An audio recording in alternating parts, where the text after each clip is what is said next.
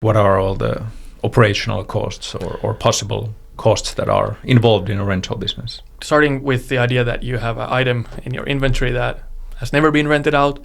So it's just simply the kind of the order fulfillment cost. So essentially having someone to find that item for the customer and set it up to be rented. If it's a walk-in customer or click and collect, just having it there in a condition so it's not, in the original package, but you've made sure that if it's a bike, that it's ready to be ridden. If it's a complex item, you might need to spend a few minutes teaching the customer how to use it, which is cost in terms of employee time. Then after that point, when it eventually comes back, you have the cost of again, similarly receiving it back. Then the cost of the time that goes to inspection. If you refurbish the item, it's the cost of the spare parts or water you spend on it if you clean it.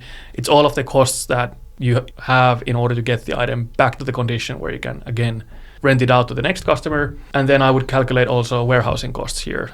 So if there is a cost of just that item sitting on the shelf or on the bike rack, then there's a cost to that.